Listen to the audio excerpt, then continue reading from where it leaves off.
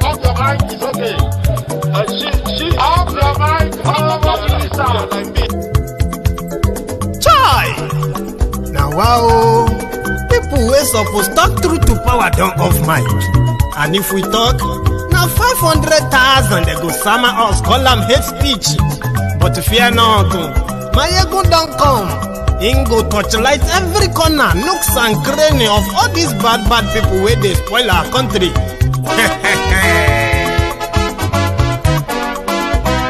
So my people make we laugh, oh, yo yo. Maiyegun don't come, oh, yo yo. My people make we shout, oh, yo yo. Maiyegun don't come, oh, yo yo. Maiyegun don't come, man of the masses, oh, yo yo. Maiyegun don't come, oh, yo yo. Maiyegun diary Politico, oh, yo yo. Maiyegun don't come, oh, yo yo. This one not the off in mind, oh, yo yo. Maiyegun don't come, oh, yo yo. Can in the touchlight every corner, oh, yo yo. Maiyegun don't come, oh, yo yo. Okay, some people be they holla say they want the power. Chai. Them be promise us say we go get light and power. Nah. Them hustle so they can't get the power. But now they know they do anything with the power. Sure. Every day, dollar just they get the higher power. Over naira. See them talk say make we off mind. But thank God say Maiyegun don't come. So my people make you loud, oh, yo yo. Maiyegun don't come, oh, yo yo. My people make we shout, oh, yo yo. Maiyegun don't come, oh, yo yo. Maiyegun don't come, man of the masses, oh, yo yo. Maiyegun don't come, oh, yo.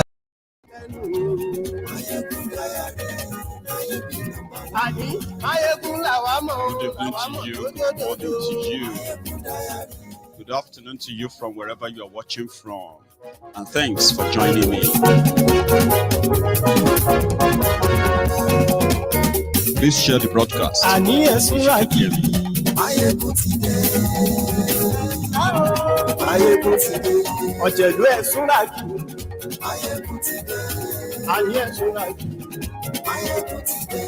Lórí Facebook, and yes, we like you.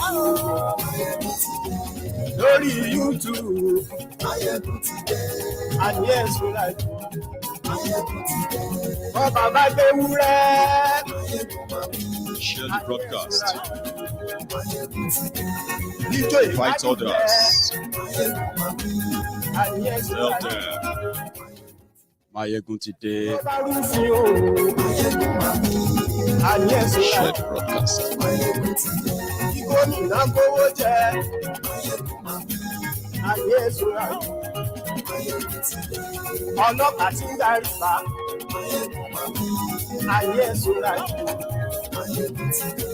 Aṣòfin tí ń rúfin o. Ayé ẹ̀sùn láyé.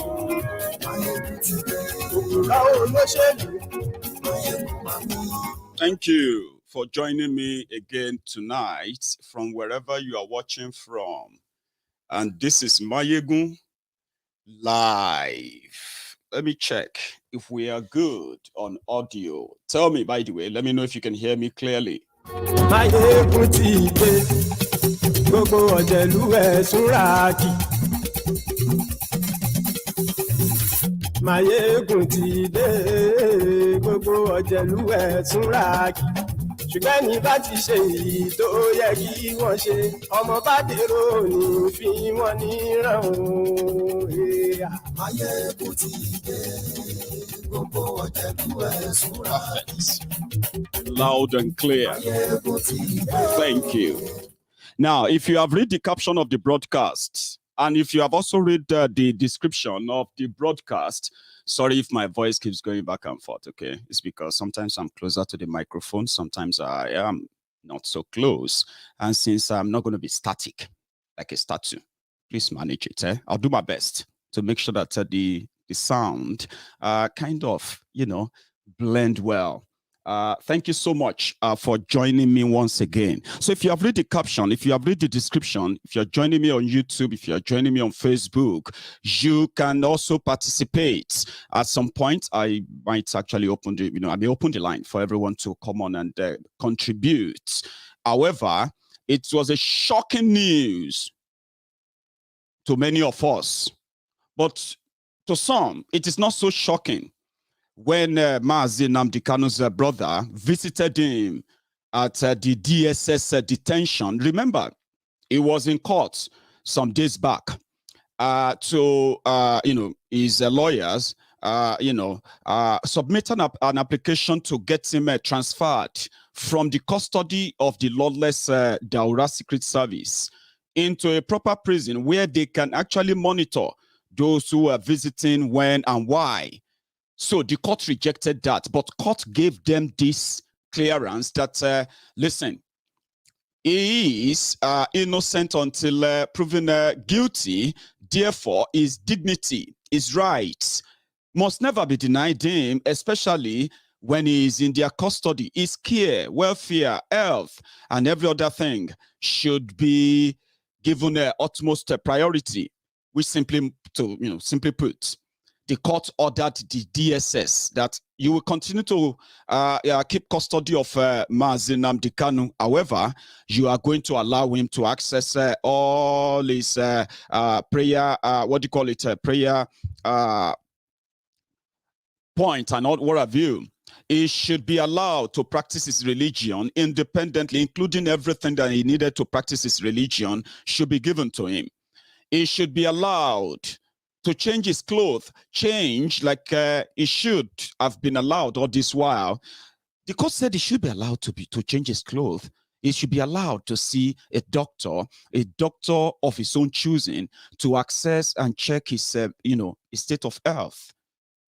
All these were denied, I believe, because Mazi Nnamdi Kanu's brother, Kanuta Kanu, was there to visit him, one of those granted by court, or one of those allowed by court to see him. And when he came back after that visit, he broke the news of the treatment that they have been meting at him since he left court. Same treatment that prompted his legal team to ask for transfer from the custody of the DSS. The same treatment. In fact, it has now kind of, grown worse. The shocking news from Kanu's brother reminded us of the brutal criminal regime that we are dealing with. The criminal regime that criminalized self-determination, self-defense as a treason in Nigeria, but the same system that is finding it so difficult legally to find a way of prosecuting the real terrorists that continue to put Nigeria on that map of the worst place to go to in Africa. I didn't say that. It is all these reports. They are starving him. That is what his brother said. They are starving Nnamdi Kanu. According to him, to his brother, they refused to give him food 2 nights prior to the visits. Why? They said his lawyers once told us that he's been subjected to psychological abuse, psychological torture, things just to break him after several proposals, possibly proposals for him to back down from asking for Biafra, were rejected by Nnamdi Kanu. Then why starve him? Do they want him dead? Do they actually want to kill him and give us an explanation of what? That they starved him to death. Well, from the report, his lawyers have swung to action, and they said they are approaching the court once again. The same court where justice continued to be denied by the lawless people who cannot even obey their own courts. It is the same treatment with Oloye Sunday Igboho, so similar. And the only little difference is this. What I now see as the kind of constraints that makes Oloye Sunday Igboho's case kind of more twisted is that Mazi Nnamdi Kanu is in Nigeria. People know who they can face, right away. Oloye Sunday Igboho is in Benin Republic, and Benin Republic has shut down every communication except for those who are now trying behind the scene to make a sort of, an agreement or a deal that will eventually see Oloye Sunday Igboho out of Benin Republic. So we can't, like the Biafrans would do, right? We can't go to any court Benin Republic have shut their courts against any case on Oloye Sunday Igboho. They shut the door, they shut the courts, they shut their government, they shut everything. You can't talk to them same way the Biafrans will move and say, we know where they are bringing him to court tomorrow. Or we can go and push and fight for them to bring him to court tomorrow. The pressure is different in this regard. They pushed Oloye Sunday Igboho with their diplomatic and international arrangement to put a diplomatic lockjam or lockup on him. Then you and I, as Yorubas, when we go on the streets, and then you see the government officials come to address you, because people have not really sat back. When you see them come out to address you, what would they say? They will tell you they have nothing to tell you. They have nothing to say. Why? Because Oloye Sunday Igboho is in Benin Republic. Meanwhile, Benin Republic silently is being left to get away with what I considered an international kidnapping arrangement, because they have held on to Oloye Sunday Igboho since July, and they've never brought him to any courts where you can at least say, oh, the Yorubas, are they showing enough solidarity like the Biafrans comparatively, right? But again, Oloye Sunday Igboho being locked up in Benin Republic, and then the Yoruba political class who believe that no matter how terrible Nigeria has become under Boko Haram gang, it is likely going to be their turn in 2023. Therefore, it is pretty much like on the street of Lagos, on the street of Ibadan, and every other places that you could expect people to react after what transpired before the Boko Haram's government and gang used their instrumentality of the law to abduct Nnamdi Kanu, and at the same time to abduct, because this is now an abduction where Benin Republic denied Igboho the justice, the legal means of, if he's committed any crime, right, bring him to court, let him present his own legal defense, right? But in Nigeria, just same way, the difference is that in Nigeria, they have the pressure where when the Biafrans choose to sit at home, their political class moved. Either pretentiously or not, they moved, and we could see them at least pulling strings to negotiate for the release of Nnamdi Kanu. And we can see all of that happening in Nigeria. But in Benin Republic, we are completely locked out. Completely. So if you compare the event that led to this internationally arranged, organized kidnapping, then you'll be like, where are the Yorubas then? For example, I picked something up, and I said I'm going to start this broadcast with that. It was the few days prior to the event that led to the attack on Oloye Sunday Igboho's house, the event that led to the kidnapping of Mazi Nnamdi Kanu, the few days, and how this seems so well coordinated enough that they happened within days between themselves. But I got this, and I said I was going to share that on the broadcast tonight. But island are black. Navy blue check. Jakama. Jakama. Jakama. Jakama. Jakama. That's Igbo. That's Igbo. Igbo. I'm glad you are confused. The love is too much. The love is too much. The love is too much. The love is too much. The love is too much. Jakama. Jakama. Let's go. So I decided to bring that back because if it is about legal steps, which is the right thing to do first, right? The people who believe the legality of the actions of the Yorubas and the Biafrans that gave this light to the whole struggle through the Oloye Sunday Igboho, Mazi Nnamdi Kanu. People have the legal means to defend themselves, but you can only defend yourselves if you are dealing with a legal system or let me say a working system where people who actually studied laws have reasons to study those laws, not like in Nigeria or mostly in Africa. This is something I figured out. Whether we all want to agree at once or not, yeah,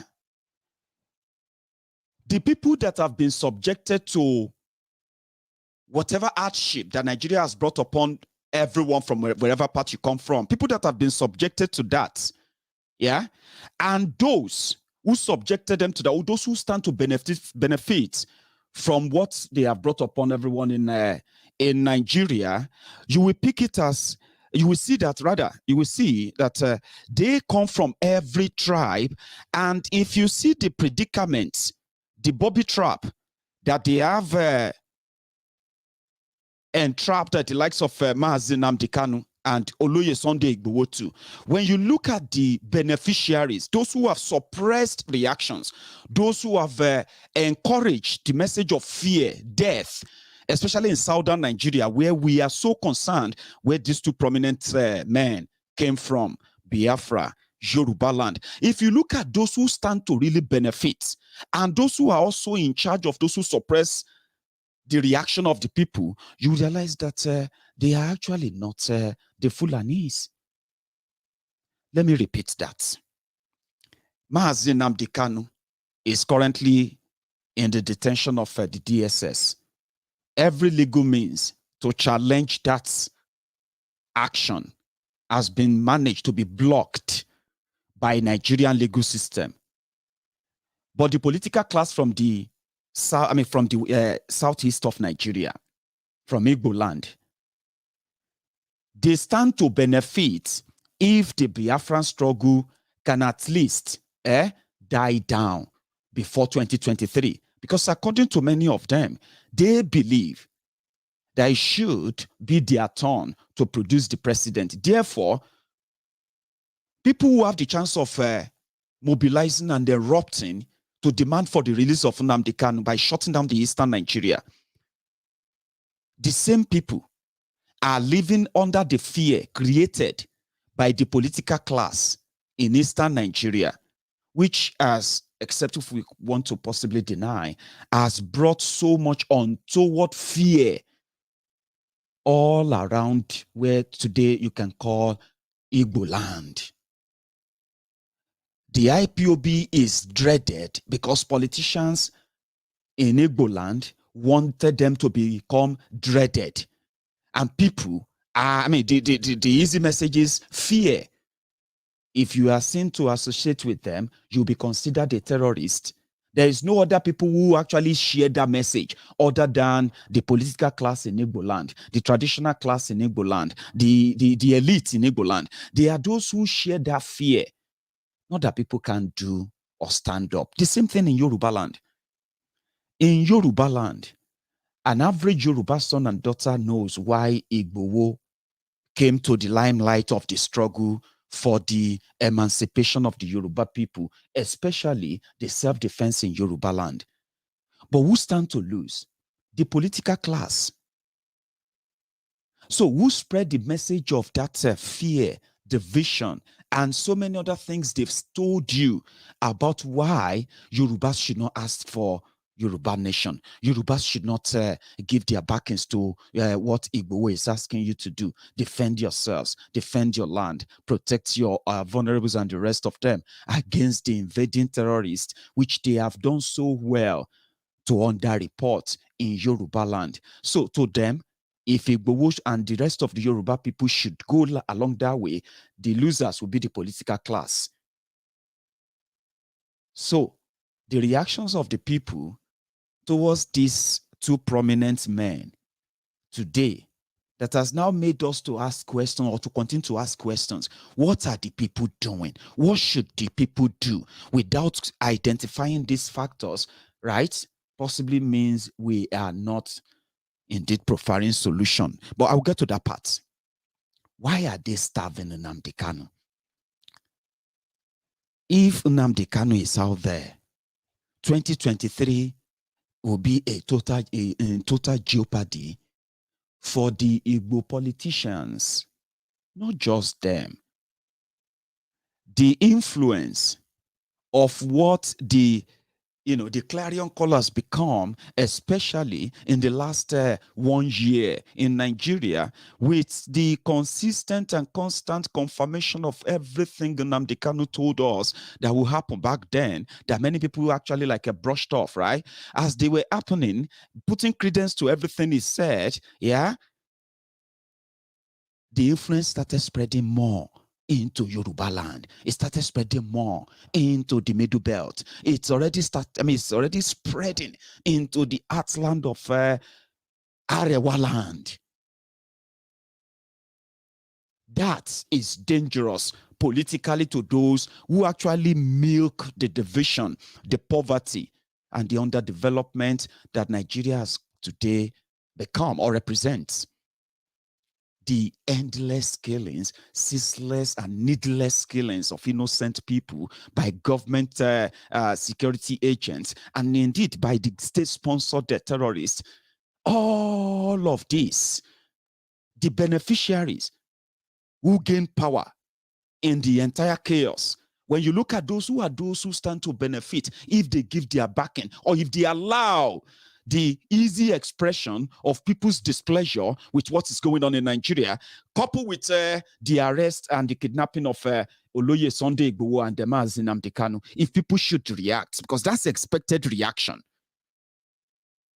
the losers will be the politicians. And those are the people we should be looking at. They are the people that, if you are looking for those who indeed should be seen as enemies to start with, if you are looking for people to destroy, people to cut to size, people to whittle down their power, people to whittle down their influence, which is their influence is based on fear. And there's some little bought souls and hands. The southern politicians. Why are they starving Nnamdi Kanu? Somebody told me something recently, not too long ago. We were having a chat about how people think the same people that are vulnerable, that are expected to become a possible, easy target, easy prey for these criminals roaming the entire country, kidnapping, maiming, destroying, burning, raping women, and then a lot of that. If they have to possibly react or see things through, how come they are so quiet when those who told them to defend themselves are currently being incarcerated, and the killings, they didn't stop, the killing hasn't stopped, and people are kind of quiet? Somehow, I remember what happened in July, a reminder that people would have a chance of coming out. But just this, something I want to use as a reminder of Igboho. 1 second.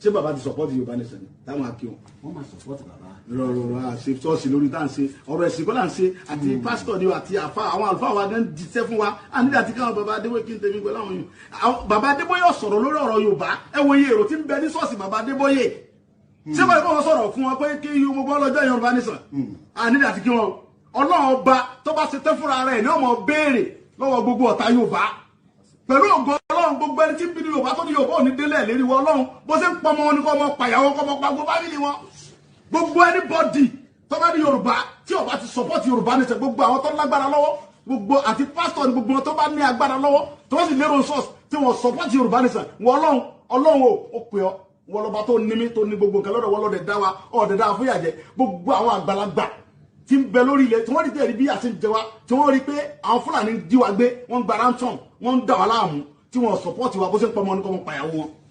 bẹ́ẹ̀ ni ó rí nígbà máa kí bàbá kan. a dúpẹ́ fún gbogbo ẹ̀yàn ọmọ káàárọ̀ jíire àníri jù báyìí lọ ní. Igboho ṣá, Ikú ló mẹ́ja kákò, wọ́n dẹ̀ ní tí ikú ilé ò bá pani, tòde ò lè pani. Whatever, because what somebody told me then was, Yorubas knows that, especially Yorubas who genuinely love Yoruba land, and they want to see Yoruba land prosper, safe. You get what I mean now? They want to see a prosperous Yoruba land, a safe Yoruba land, where they can call home. Genuine people. When they realized that kòkòrò tó ń jẹ ẹ̀fọ́, ìdí ẹ̀fọ́ ló wà. Boko Haram is just somebody who is looking for who to burn.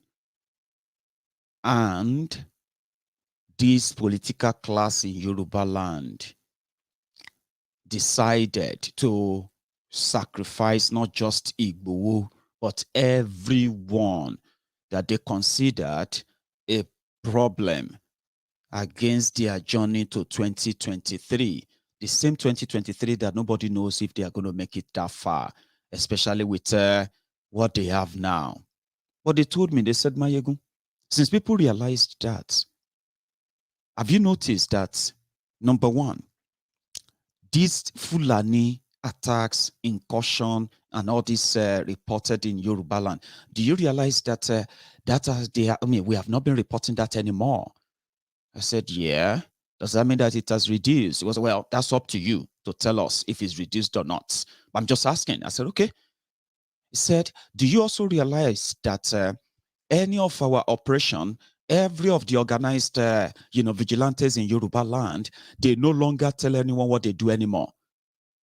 I said, okay. I heard the time when they said everything will now be kind of silence when it comes to the security of Yoruba land. It is not that they have all the resources to keep all the entire Yoruba land safe, but the idea of a cluster security system that Yorubas are now using, and they are no longer advertising by telling you how much Fulanis we've chased out of Ondo forest, how many Fulanis and the other terrorists we've chased out of, different of the Yoruba forests, right? You no longer read about them anymore. Just same way you no longer read more about attacks here, attacks there, because we've devised another means of keeping it to ourselves, which is good, in my own opinion. Same thing they told me, that we know that those who are behind the continued detention of Oloye Sunday Igboho in Benin Republic, right?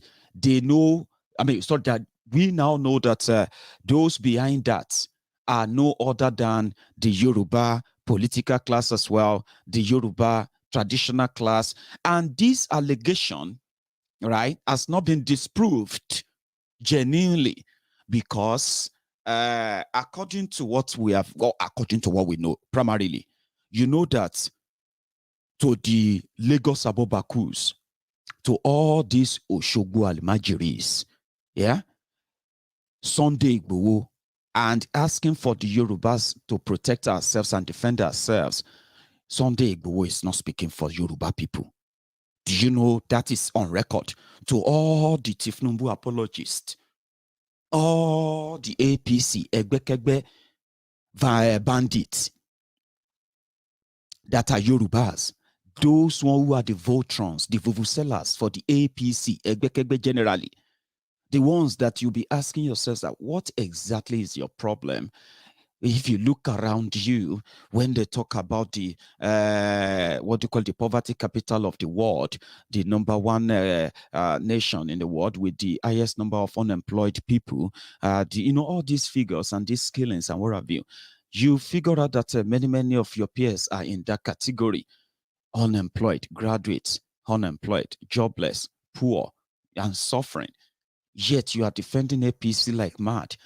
To them, anything, anyone that stand against one Nigeria, when Tifnubu is about to be president, or anyone who is against Boko Haram or APC, Egbekegbe, that person is not a Yoruba man, according to them.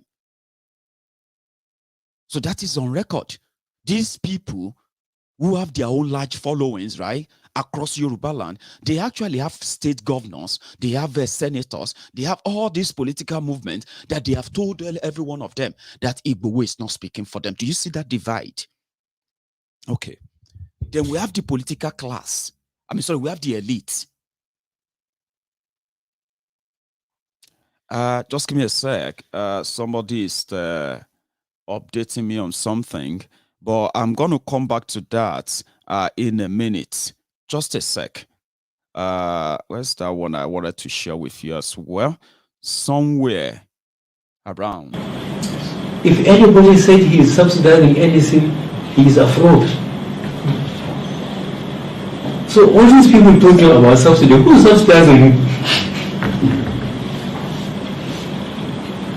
But there is so much fraud, as I said, and influence and corruption that I don't talk about it. But the day I have to talk about it, I will ask the petroleum economists to come and tell me who is subsidizing Nigerian oil. Whose oil is it? We had 4 refineries with a capacity of 480,000 barrels a day. Let's see if they are equal.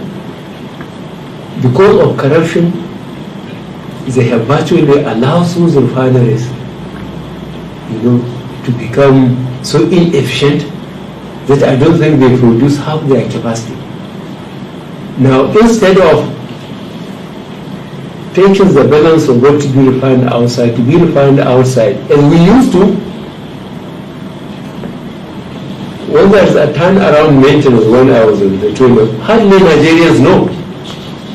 Because we negotiate with oil companies, we say, okay, Nigeria is using, say, 200,000 barrels a day. Take 200,000 barrels a day. You refine it, you bring the refined product to us. You sell the rest of things we don't need. And then you call the subsidy is Nigerian crude. We ask them to take a commission for what they have refined. But when our refineries, we built 3 more refineries. It used to be one in Port Harcourt. We built another one in Port Harcourt, 150,000. It was all than 250,000. Wari 100,000. Kaduna 100,000. And we asked, that's supposed to be adequate. Now, even if you are taking 250,000 barrels to be refined outside, all you have to do is to pay the fee for this refining, and you bring your own oil and sell it. And people say they are subsidizing. Who are they subsidizing? I don't understand it, and I need the petroleum economists who will explain to me this question of subsidy. It's sheer fraud. And so, sorry about that. They just brought it to my attention that there's this scheduled broadcast before I go live at 9, but I started earlier, so that clashed with current broadcast. However, it will be taken care of. Sorry to you guys who are actually having to get to watch 2 at a time. However, the one you are watching right now, which is live, whenever you want to know if Maiyegun is live or if it is a replay, it is always described on the screen of what you are watching. So sorry about that. However, I decided to share that video with you because it's part of what I'm actually going to talk about tonight as well. And it is the fraudulent subsidy. So when you see those who are in a way entrapped in the lies of APC, Egbekegbe, and just like people who get scammed and they are so ashamed of it, and they will tell you, oh, they were so ashamed to talk about it, then they will double down. So many of them are waiting for 2023 because they believe that it could be the turn of Tifnumbu. And since they've started what they call swagger, Southwest Agenda for 23, right? Swagger. Southwest are the Yoruba people. So to them, Oloye Sunday Igboho is not representing the Yoruba people. So not until whatever they probably hope for, well, not until when that hits rock, or the citizen that is going to hit the rock, before the message of the likes of, people who tell them that Bokwari who told them that there's nothing like subsidy, then turned around to be paying trillions of naira every year for subsidy, only to come back to say, well, I'm going to have to take it off now, right? Which will eventually lead to more poverty, crime. And people said, why should we be part of this? As Yoruba people, yeah, whatever Bukwari is plotting is for the entire country, which doesn't spare anyone at all from wherever you come from. So you're going to be part of it. You're going to partake in it. Why not just discuss a better way, a leeway, something that actually represents you, something you can call yours, not ours, rather than become a unity beggar, right? Where you watch them sacrifice innocent people who are courageous enough to tell you about the danger that we play with. Many that our own forebearers, parents, also played with. He got them burned, he burned them, but at the end of the day, here we are. It's our turn. It's now up to us. And they say, you see, if you watch them and allow them to kill Nnamdi Kanu, if you watch and allow them to kill Oloye Sunday Igboho, or if you think incarcerating them and denying them justice in a way can one way or the other probably get Nigeria out of the hook, remember, they did not start the same problem that brought you to this level, brought you to this state of total collapse. It is their reaction of resolving it that brought them out. And you, who happens to be like somebody who's going to be a victim, you are resisting them because of 2023.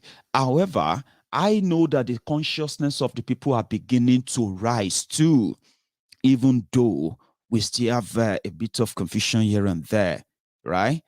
But I strongly believe that except we all agree at some point, maybe not all of us, but majority of us agree that we can all get what we want, not from this same rigged system, not by these same criminals who are the beneficiary of the rigged system, but by a new system fought for,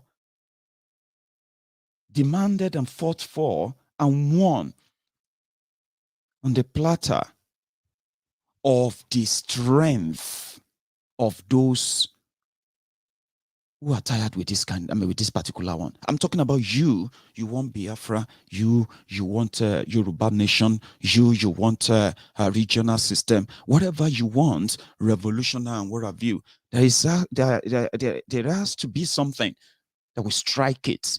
The consciousness of the people, right, must be so up to that, that power where they can say, you know what, for the sake of the generality of all, before they finish us one by one, because that's what they do. They will pick you one by one, and you will never know if you are on their radar until they have you in their trap. And Nigeria is a place whereby, even if you think this is not you, if you think in your own belief or in your own fear that this doesn't concern you, in a way, yeah, sooner than later, you will realize that, as I used to say, it is turn by turn Nigeria Limited. They will get to you. All they need to do is just to accuse you of something. Like they have accused Oloye Sunday Igboho of a crime he never committed. They are asking them, what is the crime? They couldn't come out to prove it or say it. In Nigeria, where they killed 2 people in his house, it took them to court and he won. Nigeria failed to honor that. They couldn't even appeal it. Yet, they continue to say they are hunting for him. And the Yorubas, who are going to be the victims of all these calamities, disappearances, kidnappings, destructions, and the killings, they are divided, and I understand why. Because of their consciousness of subconscious mind and worldview that has been polluted enough, psychologically manipulated enough, and turned them against themselves until that consciousness gets to the level that they know that Igboho is accused of something he didn't do. Benin Republic is holding him without telling us why. And then, you know, back in Nigeria, back in Yoruba land, everyone pretends mostly like everything is fine. Yeah? Those who made you feel that way, in a way, my own opinion, for your 2023 or whatever it is, all they will need is just one thing. Because Nigeria has a way of happening to you, pushing you to the precipice, pushing you to that point of they call it breaking point. Look at what happened in Lagos today. Talking about lawless society, lawless, ungovernable society, a place where everything goes. Criminals in uniform, terrorizing the civilians, terrorizing everybody on a daily basis. It is like a survivor, right? A truck. God knows who actually, if the truck actually has any up-to-date MOT that actually should allow it to be driven on the road. A truck, God knows what it did, is being chased by VIO, by FRSC, and in the process, trying to continue to break the law. They were chasing him until he killed 17 school children today, secondary school students.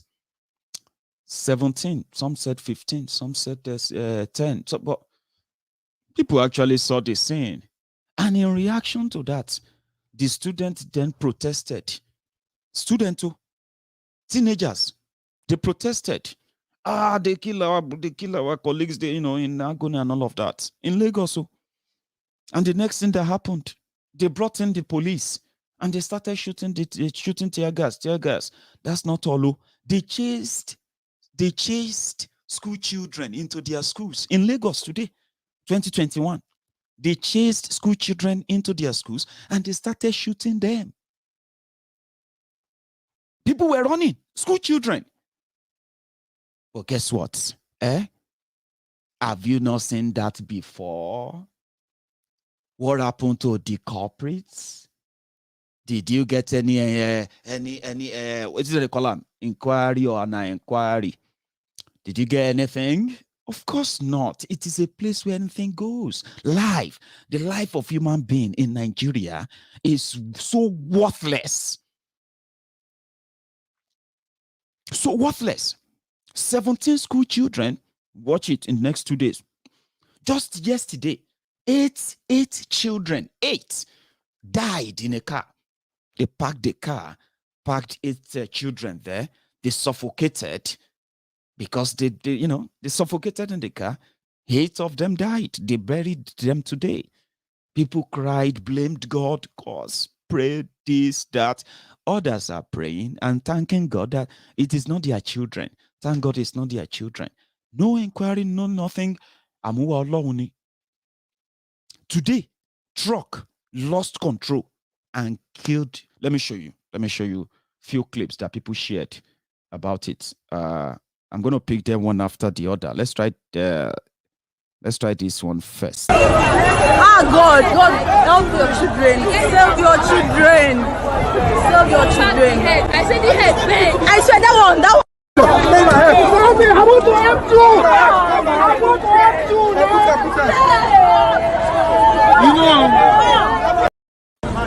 Oh my word, this is happening live at Ogba. This is excellent to tell. If you know this area, you should know this place I am. This is the roundabout. This trailer right here that is on fire just killed 17 children that closed from school. 17 children. They were trying to cross. Killed 17 children. 17 children. Jesus Christ, man. We have to be careful. This is crazy. Oh my word.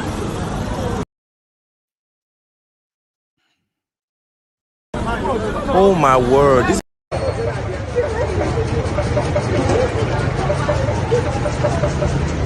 I'm running.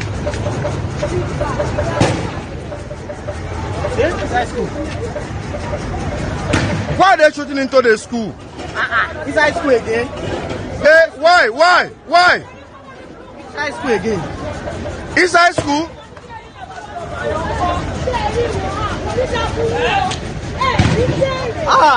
Inside school. Oh, Nigeria is finished. Oh boy, don't be. It don't be for Nigeria. Now, every day you see things that will tell you that, oh boy, which kind of country be this? Tell me you don't feel like that if you are living in Nigeria. You can pretend, though, all right? Yeah, you can pretend, you can live in denial. You can even look for who to blame. Some of you are very comfortable blaming people who have no hand in your daily assaults in the hands of those who are supposed to protect you. You look for who to blame. Now all of you now won't cause problem for Nigeria. School children, policemen enter school, they shoot until the thugs comes out. I'm coming back to that, by the way. Until the thugs takes over the streets. Premium Times owns the right to this video, so the credits goes to them. The Premium Times, Nigeria.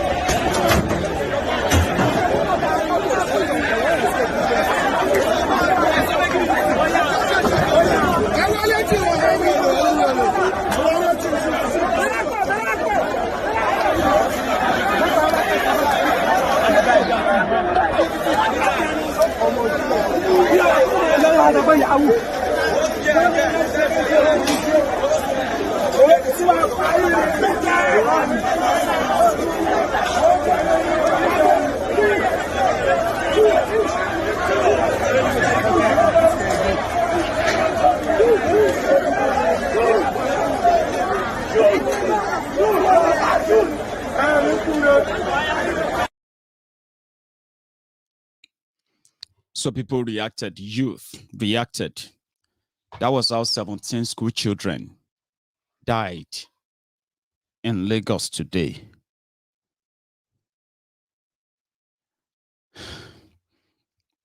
It is a place where Nigeria can happen to you just anytime. And Nigeria happens to people differently. People that shouldn't die are getting killed, right? Those that are not killed by any of these can get caught up in the hands of the security agents, the overzealous killing machine, the killer squad, who always have the license to kill and get away with it, especially if the killings has to do with cover-up of the state crime. They do it all the time. You remember the Zaria massacre? That was a great massacre that should have gotten, they should have had Bokwari arrested, Buratai arrested, Malamu arrested, Oshibade Ikene Shatabandu arrested. Many of these guys arrested for crimes against humanity. They killed over 1,000 human beings in the space of 2 days in Zaria. The Shiites, over 1,400 people killed. Then they buried them in shallow grave in Kaduna with the collaboration of Kaduna Littlefinger, El Rufaya of Kaduna. Nigeria is a killing field. And the one being perpetuated by the government and their agents actually ranks to some level. They will bury it. That's what they do. People react angrily and all of that. Yeah. And nothing happened afterward because other things is going to happen. Others will happen again. Talking about a disjointed country that people pretend that they love. If you love something, you will not watch it deteriorate to this level where you watch young, innocent lives being taken, abused. I have been reading so many updates since Sylvester Oromoni, I don't know if I pronounced that right, that young man from the Dowen College in Lagos, the young man that got bullied, right, beaten, and in fact, force-fed something, a substance they considered as, chemical that they found in his stomach after he died. Since that young man died and his story and the stories of so many others like that started coming up, there have been so many too. Children in Nigeria subjected to a system that doesn't really protect them. There is no system that protects no one in Nigeria, by the way, not even the children. That is why you watch the terrorists who kidnap school children and they keep them in forest for weeks. And Nigerian president, Nigerian governors, Nigerian politicians, the Nigerian police, all of them, right? They just continue to live like everything is normal. That is the type of country that you are being made to defend. Country that doesn't protect your children. Country that doesn't really protect your women. A country with what people know as a rape culture.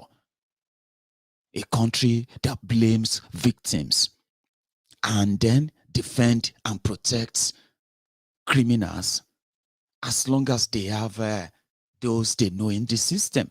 That kind of system shouldn't be a system that any sane person should by any means should be using his energy, his effort, his time and resources to want to keep. And that is why when you look around you, those who stood up to say, let's discuss this, let's change this, we can't. I was reading somewhere, and that actually got me thinking. By the way, you see, I was asking myself, I was like, wait, as a Yoruba man, and maybe you as an Igbo man or woman, or maybe you are a Niger Deltan from Oloye in Bayelsa. You know what I'm talking about? Ijo, Ishekiri, and the rest.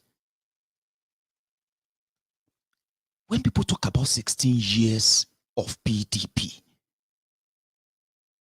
and what is that development that PDP brought to Nigeria, especially southern Nigeria, in 16 years, guess what? I actually found nothing. This is something that I've never really thought about that deep. You know, I've always put all of them in that bracket, in the same basket of total failure, disappointment, which eventually led to the emergence of the total disaster called Boko Haram and APC. But in all fairness, can you, in all sincerity, tell us or point at something? Education sector from 2020, from 1999, Obasanjo was president for 8 years. Jonathan was president for 4.5 to 5 years. That's some 13 years from Nigeria's 22 years democracy. Abi? So as Southerners, and then looking into PDP, that some people are going to begin where they are already doing it. So I'm just like reflection, trying to just reflect that. Is it the education sector that you are proud of? That you can say, if not for anything, what they did with education in Nigeria, and especially in southern Nigeria, is undefeated? Or is it healthcare? Or is it infrastructure like roads.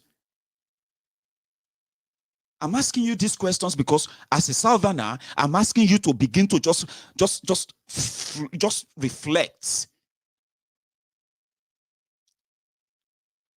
And you will realize that even if some people tells you to wait, that the PDP and any of the name they give to themselves are coming to rescue you from APC, Egbekegbe. Somebody told me, Maiyegun, it is deja vu.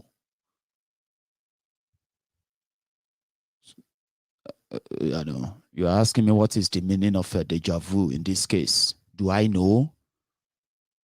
I don't. But what I understand about that is this. What exactly is that thing that will motivate you after rejecting the hellfire that APC, Egbekegbe, has brought you into? From frying pan to fire, what exactly are you going back to? Human rights? Or the massacre? They don't massacre people like APC, Egbekegbe. Are you sure? Or is it because you were not victims then? So when you begin to look at it, then it begins to make sense that there is no foundation that Nigeria is built on other than a country built on the blood, lot of it, blood and bones of innocent people that they lied to, that they were building a country. What exactly are you going to go back to? Best healthcare system and APC, Egbekegbe came and they took it away. Did you have best healthcare system in Nigeria that Bokwari came to steal away or destroy? I'm just asking because there's nothing to go back to. There is no foundation, and the only thing, and that is why, you know, Nigeria is always wobbling and wobbling and wobbling, because Nigeria is resting on the bones and blood of innocent people killed for different reasons at different times in the name of keeping one Nigeria, not for you, but for themselves that managed to hijack that power. So what exactly would you be holding on to on Nigeria? There's nothing to go back to. Obasanjo brought telecommunication. Oh, great. They deregulated the telecommunication industry, and that brought in, you know, the GSM and the rest of that's great. What about the electricity to power that? What happened to that? Obasanjo was building. I'm like, calm down. Look around you. What exactly do you really want to have as an alternative when they ask you to register to vote?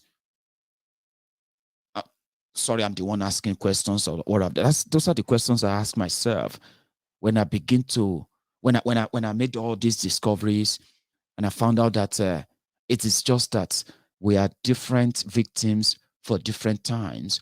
Until it gets to your turn, you are likely never going to know the amount of danger or the level of danger you are in every time you agree with these criminals that Nigeria is indivisible, Nigeria is indissoluble, Nigerian unity is non-negotiable. When you agree with them in parts,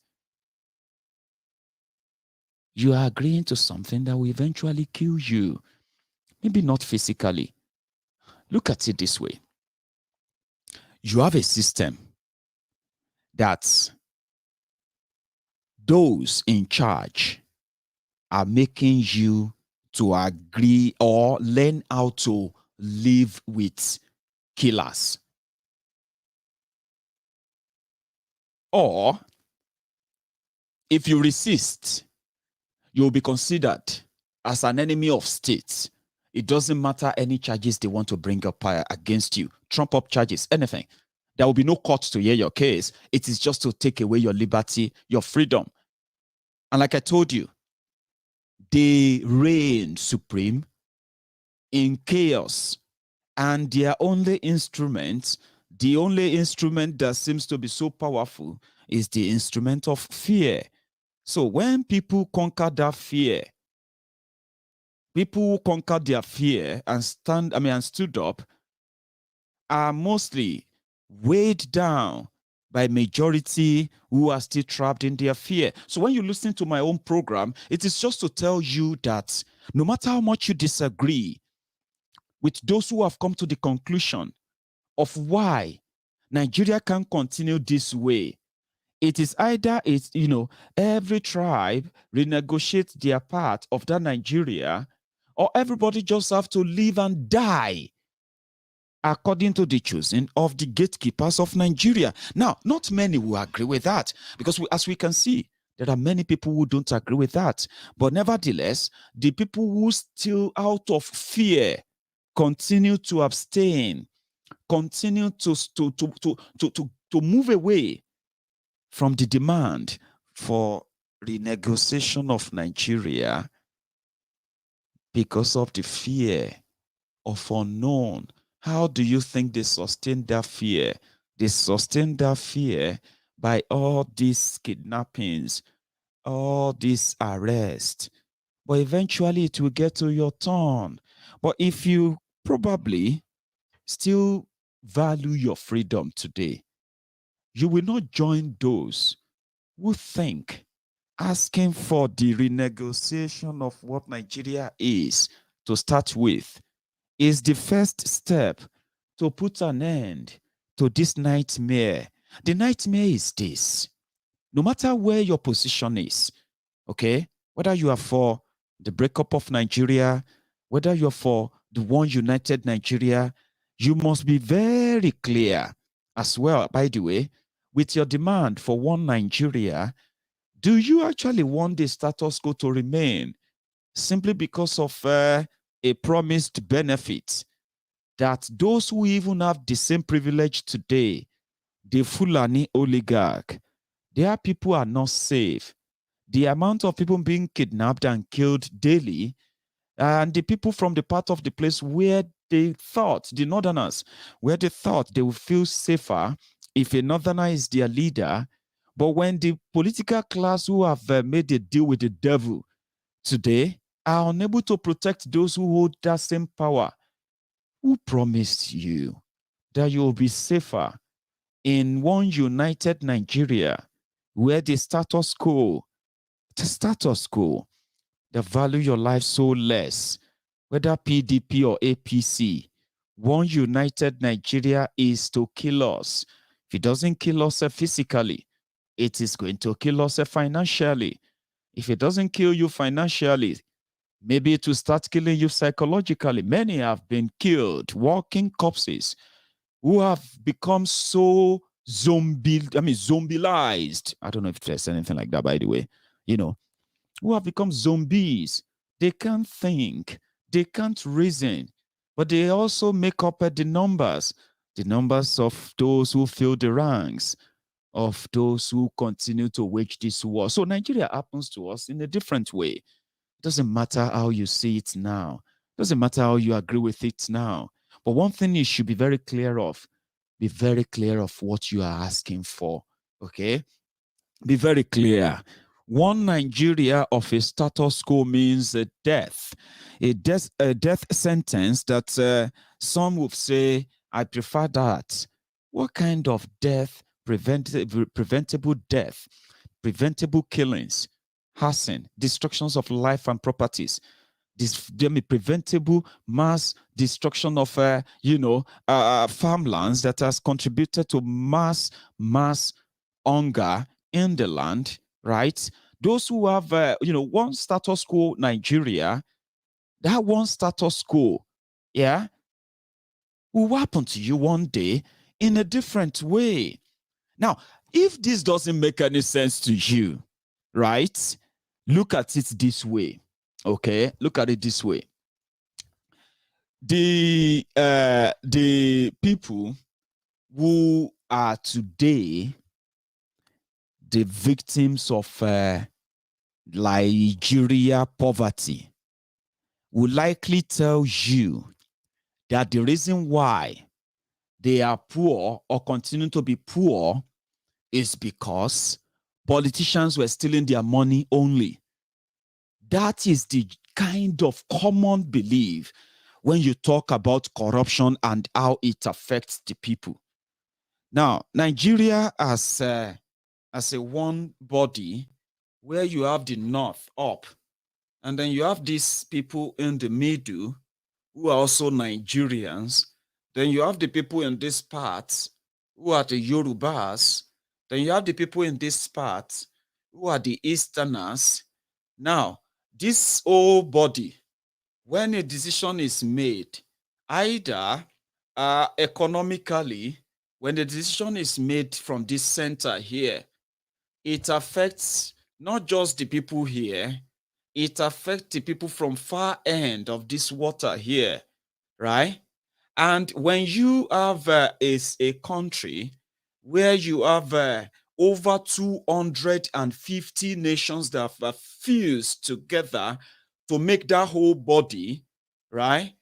And they have no say genuinely in what is decided from this place, but they are all affected by it. For example, when they devalue your naira, and they devaluing your naira means since your country, the decision from this center entrapped everyone from here to come with their bowl every month to this center to come and collect whatever stipend they have for them.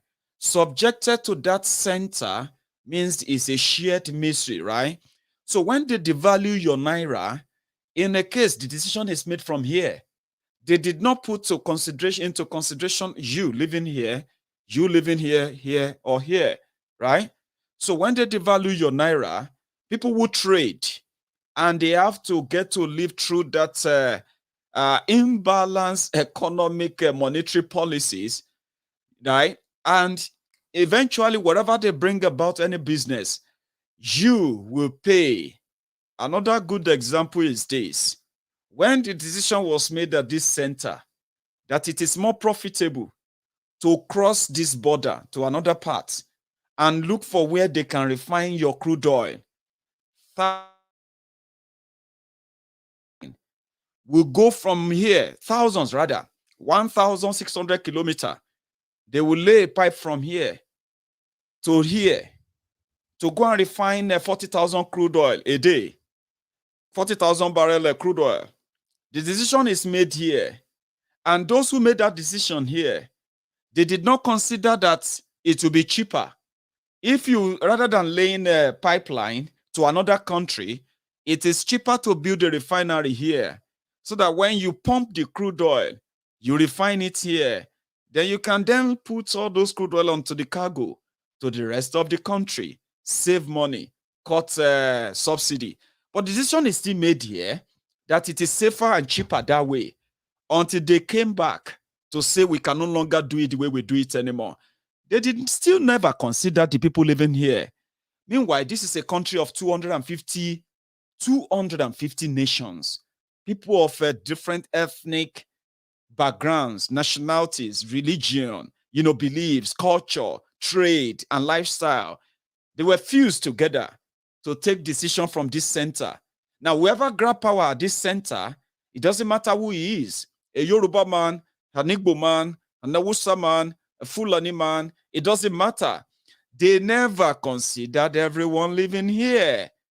But meanwhile, before the Nigeria became this popular, what they did was they fused people from here and gave them autonomy.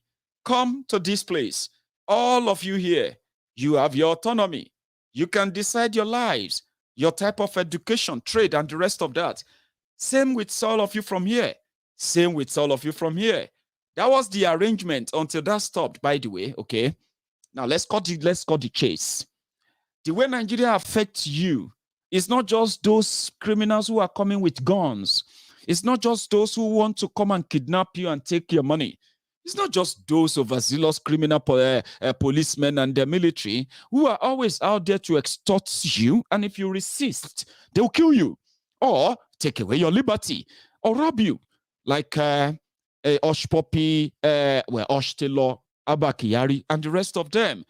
There are many other ways that they have attacked you. There are so many other ways they have taken away what could have been the real liberty, the real living that makes you human. And I'll tell you, by the way, I'll tell you how they took that away. By policies.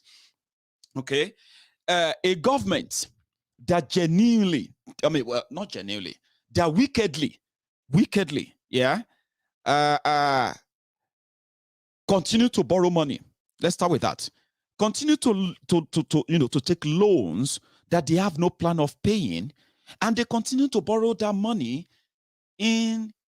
with 20, 30, 40, 50 years repayment plan, which means I am 37 years. So when I turn 87 years, Nigerians will be paying the debt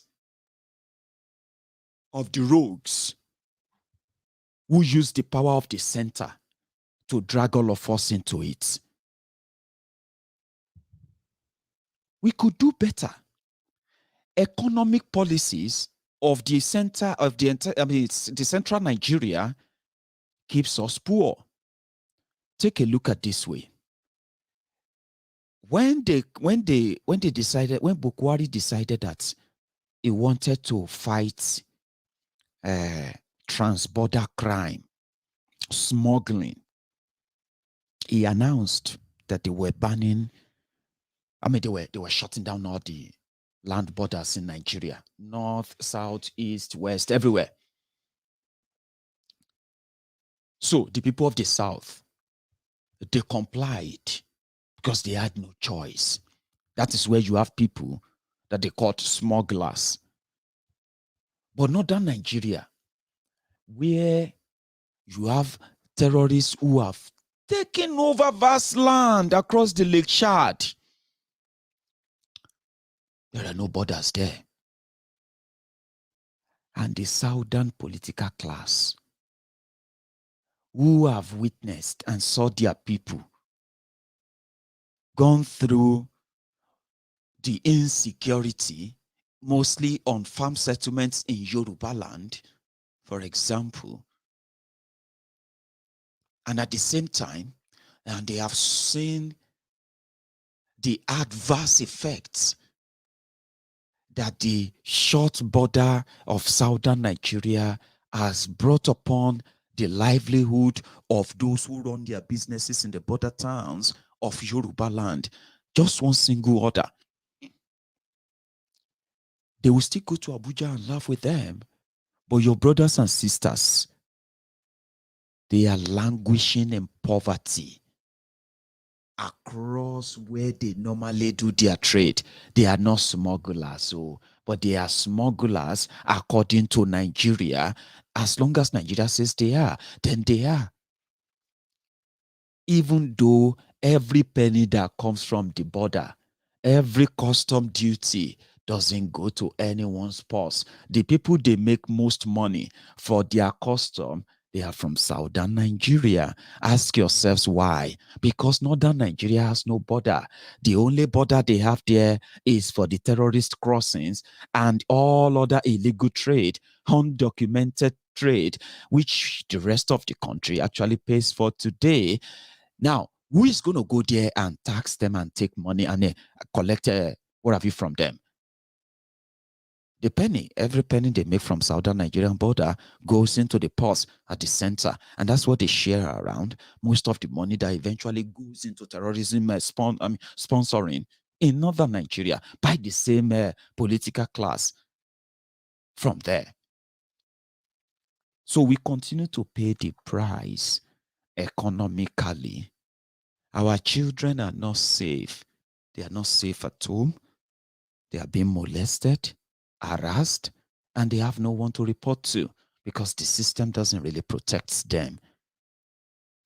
Because you will need to convince me even further that a country where school children numbering over 200 are still in captivity of their captors, and Nigerians pretend that everything is okay.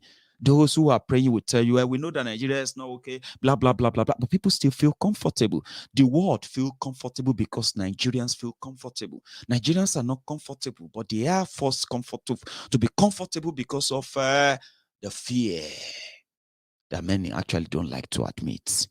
The fear of, if you go out there now, see what they did to Igboho, see what they are doing to Nnamdi Kanu, see what they are doing to the Biafrans. But I'm glad people are rising and fighting back their own way. The only one I don't support is violence. Honestly speaking, I will never be comfortable with violence. I don't know how it is or feel like to lose somebody you loved ones, to lose your loved ones, either killed by Nigeria or killed by the protected terrorists in Nigeria. Or even the silence of the elites, the politicians and the rest of them, pretending that nothing is happening. I don't know how people feel, how the anger, how people who have become victims of Nigeria in a very brutal way.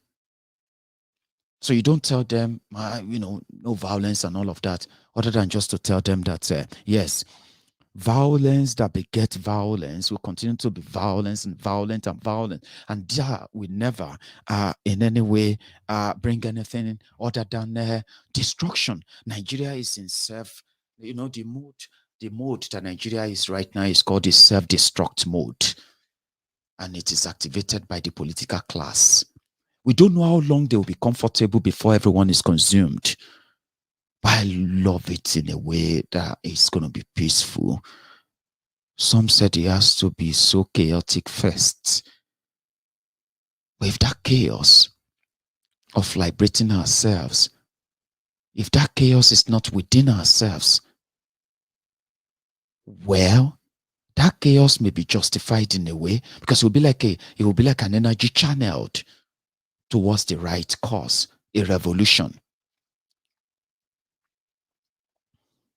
The energy. So I have not lost loved ones to the violence campaign of Nigerian government or their agent. I still strongly believe that Nigeria will be the one to push it. And these guys have pushed beyond what many of you possibly can remember, except someone continue to remind you. Under this Boko Haram's government, they killed over 1,400 people in 2 days. And the people who killed them, the soldiers, all of them, they got promoted. The man that gave the order got re-elected or got rigged in again. The whole world is giving him red carpet. Is Buhari a murderer? On record, Buhari is a murderer. The government of APC is a murderer. It's a murderer government, a government of murderers. But that statement in Nigeria will send me to jail. But do I have proof that Buhari's government is a government of murderers? Of course I do. There are countless there. The one perpetrated by them, not even like trying to say Fulani terrorists now, perpetrated by Buhari's government. Zaria killings is there. The Zaria massacre. The Obigbo massacre. The same high POB massacre that has been endless. So, I beg, remind me, please. Remind me the name of Mazi Nnamdi Kanu's hometown in Abia, Afaraoku. Did I pronounce that right? Afaraoku. Or Afaraoku. 28 people were massacred the day they decided to kill Nnamdi Kanu in 2017. People were killed by government officials who not, you see, bandit out now. A murderous government. They went to Oloye Sunday Igboho's house without any court order, without any court what have you, and they killed 2 people there.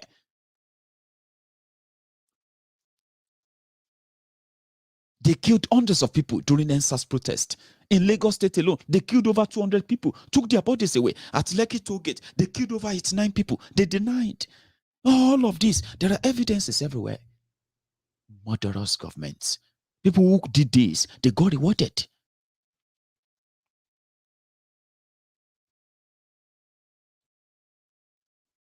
So if you want to go violence with such people, you really have to know what you are dealing with. Killing people in mass is not new to them. They do it and they get away with it. But the only thing that will stop them, which I am hoping for, that the type of chaos you all think, let's give chaos for chaos. It's a revolution. And revolution will be triggered when these guys eat the exact boiling point. And the question is, when, Maiyegun? When are they going to eat that boiling point that people... Thank you so much. Holu massacre is there. Osu massacre is there. Zombe massacre is there. Umpo massacre is there. These are the recent ones committed by this criminal government. Evidence put out there.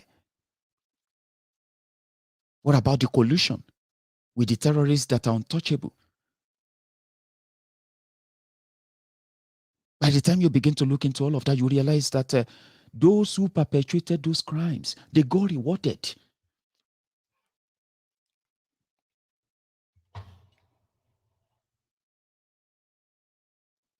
The only people who are calling for the revolution to take that power away, something needs to take it away. Look around you. Some of you have you have been following the Ambazonians. Do you know what they are doing in Cameroon with the Ambazonians? Our Biafran brothers on social media, they actually admire them a lot. They do. It's incredible, but do you guys actually know all the details? Do you guys actually want what is going on in Ambazonia to happen in Biafra or in anywhere, any part of the South? Okay, I'll tell you something I think I should remind you of, because not that you don't know. Like Mazi Nnamdi Kanu. Do you know that the real leaders of the Ambazonians in Cameroon, they are in prison? They have been in prison now for the past 4 years. Ayaba Show, I don't know if I pronounced that right. The current guy who is now generally known or currently being seen as the leader of the Ambazonians, which continue to give credence to the armed struggle they now have in southern Cameroon. The real leaders like Mazi Nnamdi Kanu, they were declared wanted by the Cameroonian government of Paul Biya. And they were to be captured dead or alive. So they ran for their lives and they found themselves in Nigeria. Do you know who arrested them? Bokwari. It didn't take him a long time to hand them over back to Cameroon. And since then, they have been in detention in Cameroon. Just like the Nigerian army walked straight into the eastern Nigeria, killing innocent people because they accuse them of being supporters of IPOB. They were doing the same thing in Cameroon. Women, children, subjected to different torture, killings. But do you know what they have in Ambazonia today? It is not different from civil war. Now, the Ambazonians, they have managed, no joke, to amass enough weapons to stage different attacks that are seen the media asking, why is the world not talking about Cameroon? But here is something. What they do in Cameroon that we have seen, what they do in southern Cameroon that we have seen on social media, horrible, horrible things. At the same time, the entire fight, the killings or bombing or blowing up of properties and what have you, they are not happening in northern Cameroon. Somebody said Maiyegun freedom is not free. I agree with you. Tell me about it. Look at the innocent people that have been killed simply because they are asking for Biafra. Look at the numbers of people who have been hunted down and those who have been persecuted even today in Yoruba land, that some of them have not been making it to the media. Tell me about freedom that is not free. But at the same time, tell me about the type of war you actually think we should be attracting. This has not been, it's easier said than done. That's coward. We should fight them. The Ambazonians are fighting the Cameroonian soldiers as we speak. But guess where they are fighting the fight? Inside southern Cameroon.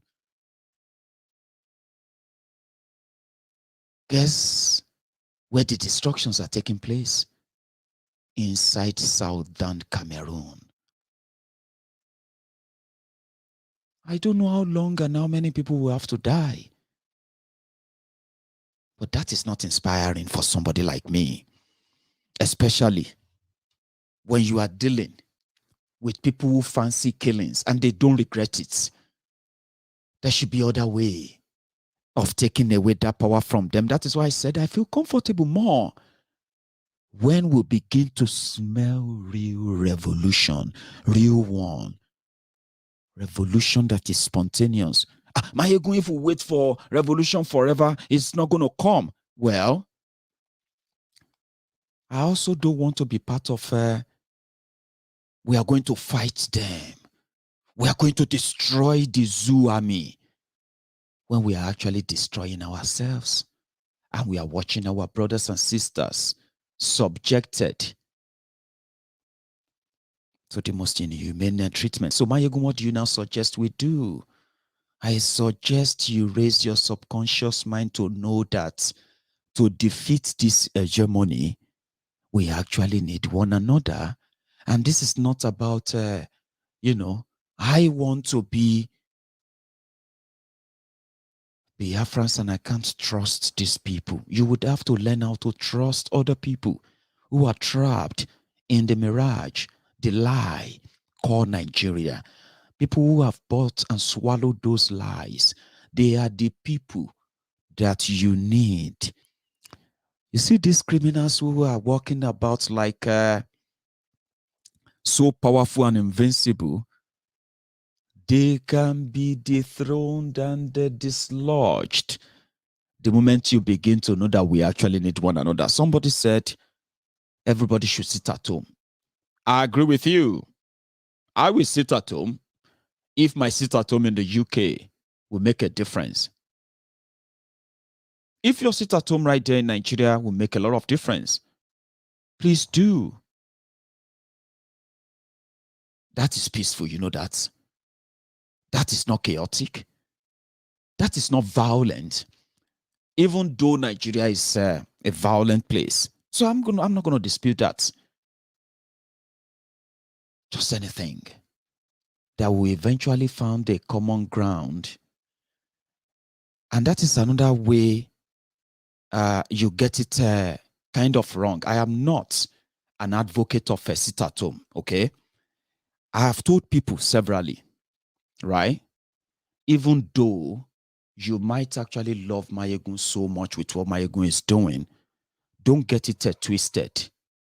I am not, what do you call it? I am not a leader of any of the agitation group in any way. So therefore, I have no control ideology behind sit-at-home. Sit-at-home, in my own understanding, was a pressure. Before it became a pressure tool, it was an expression of displeasure and remembrance, displeasure with the system and remembrance of the fallen heroes of Biafra. That was the introduction of the sit-at-home. We are going to honor our hero tomorrow, no work tomorrow. So the idea of the sit-at-home to push for either Biafra or to push for Yoruba nation and the rest of that, the advocates of that, those who actually understand the technique, those who promote or who push that, those who have people, agents on ground, yeah, they have the keywords of sending their sit-at-home messages. Don't come to me and possibly feel disappointed because Maiyegun won't promote or advocate for sit-at-home in Yoruba land. What would I use my sit-at-home in Yoruba land for? That Benin Republic should release Igboho? Or what? So, I am not against it, honestly speaking. If the Yorubas come tomorrow, there are people who are actually for Yoruba nation. Okay? There are people who are the promoters, members of organizations, and this and that. I am not member of any organization, whether for Yoruba nation, whether for Biafra nation, and what have you. I am just Maiyegun. So don't feel disappointed that Maiyegun will not promote what he has no idea of. I have no idea of it. I have got no foot soldiers. I've got no people to say, we are going to sit at home tomorrow. I'm a Yoruba man, and I'm logical enough. When they explained why they have to use sit at home to sit at home in Eastern Nigeria, they came out and they declared it an organization. And they told you why. We want the release of Mazi Nnamdi Kanu. And those who believe that, they sat at home. So don't say, Maiyegun, you need to advocate for sit at home. Why is Maiyegun not advocating for sit at home? I did not ask you, the Igbos, to sit at home. You know that. I never came here and said, oh, I'm suggesting that, you know what, the Igbos must start sitting at home in order for Nnamdi Kanu to be released. That would be so kind of, you know, a misjudgment, so to say. So I've got nothing to ask the Yorubas to sit at home for. I've got nothing. I've not got such influence. But if the Organization for Yoruba Nation, which I am not a member of, all right, I would love to, I mean, I'm so happy to associate with so many of them because, like I said, any ideology that can at least alter this arrangement and give us a better deal. And I've also come here to tell you why I would always support the Yoruba nation, and those who are advocating for it, they will always have my support. But that doesn't give me the idea of say, oh, the Yorubas should sit at home because Oloye Sunday Igboho is in Benin Republic. I'll probably be making a mockery of myself. And let me tell you something, right? I happen to be somebody who doesn't really enjoy making a mockery of himself. I don't attribute any kind of whatever imaginary influence to myself. All right? But if the Lanomo Odua for the Yoruba nation, if they come up tomorrow and say, this is the direction we are going to take this campaign, this is the direction we are going to take this pressure, trust me, they will have my 100% support. Like the IPOB and the Biafrans. If the Lanomo Odua come out tomorrow to say, this is what we're going to do, And this is the reason why, trust Maiyegun, I will dig into it and I will try my best to make you understand why. But I'm not going to be a copycat. This is not a competition, okay? It is not. I have been reading comments like that. Why are the Yorubas are not encouraging you to sit at home? Please don't mix it up, all right? Yorubas are not those who told the Biafrans to sit at home, okay? Sitting at home has always been a tool of remembrance by the Biafrans, and they own it.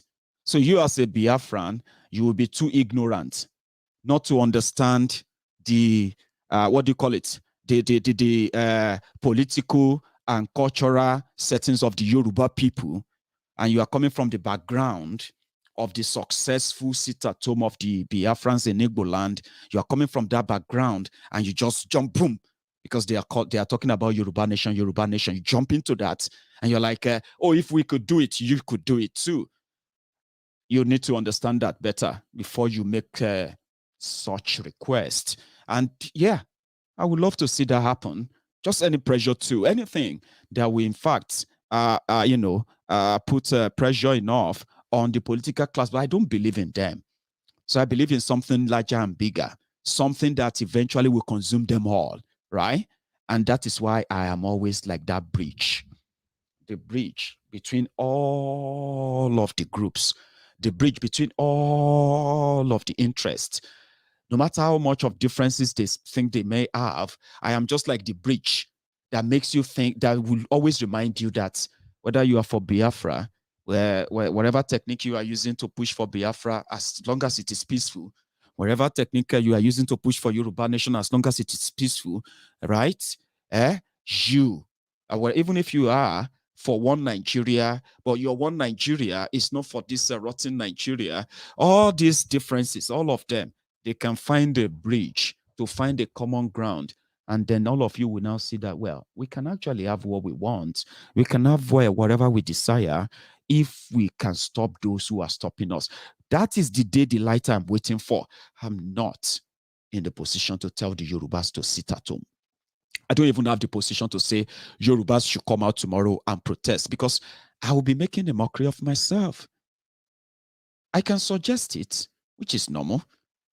I can't attribute anything and say, oh, we the Yorubas, we must come out tomorrow. There will be people that will come out, no joke. But at the same time, people are aware that in a place where those who can kill and deny, it's up to you. And I'm not somebody who actually supports violence in any way, okay? And I've also told you, the Southern solidarity I've been talking about came from the background of what Nigeria is. If there is no solidarity between the criminals at the top, who actually don't treat themselves as South or East or whatever you, yeah?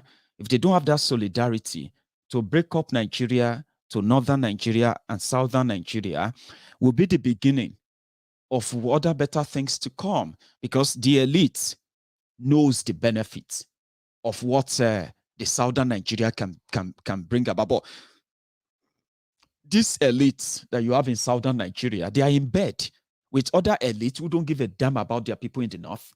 They are in bed with them as long as you are all the pawns. So when you have that kind of consciousness, and I love the fact that people who proposes a revolution, that some people misunderstood, and they continue to misunderstand because they believe that our interest, or that those people's interest, is not the same as our interest. Wherever interest it is, we can work with this person and that person. I love the people who proposes the general revolution. A revolution that doesn't know tribe, that doesn't know religion, that doesn't know any political class, that doesn't recognize any class. A revolution that is spontaneous. It's a big thing that people like us would then be like, yes, the day we are waiting for. It could have been the time of the NSAS. And you all can attest to that.